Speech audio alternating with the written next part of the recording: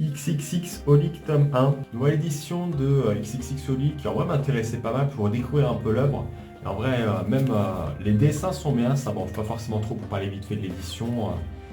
Je trouve le travail de Pika à peu près bien fait dessus, à voir ce que ça donnera une fois qu'il y aura les autres œuvres qui seront sorties, pour voir comment ça s'harmonisera avec toutes les autres séries.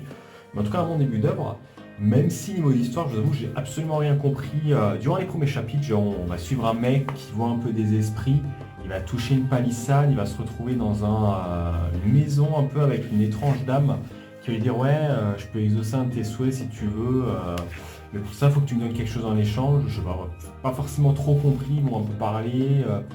Elle va essayer de réaliser un peu son rêve, mais lui, il sait pas forcément trop ce qu'il veut. Elle va comme réussir à réaliser un truc, elle va lui faire bon, faut que tu me donnes un truc en échange, mais à la place, tu vas travailler ici en attendant. Ok, pas forcément trop compris le délire ni ce que ça essaie vraiment de raconter, parce que ça parle pas vraiment des esprits que le mec voit.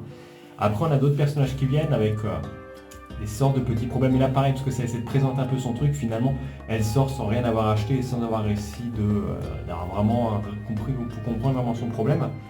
Le chapitre 3, la personnage revient, on apprend plus à la connaître, donc ça commence un peu plus à se présenter. Mais je sais pas, la série est quand même un peu bizarre et voilà, je retrouve un peu la page que je voulais parler, quand je voulais vous montrer.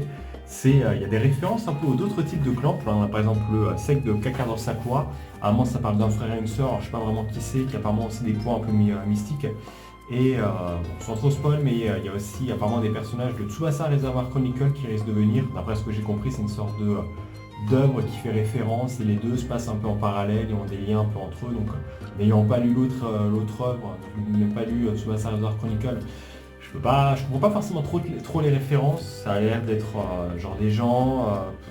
L'histoire, j'ai l'impression que c'est un peu confus ce premier tome, parce que c'est des gens qui essaient de résoudre un peu les problèmes d'autres personnes, qui ont des rêves et qui mentent peut-être un peu, qui ne savent pas forcément trop exactement ce qu'ils veulent, qui sont confrontés à des problèmes. On a par exemple une dame qui n'arrive pas à arrêter d'aller sur l'ordi, donc ils essayent de l'aider, mais de manière vite fait détournée en disant bon, on te montre quelques trucs, mais c'est à toi en gros de te démerder de le faire.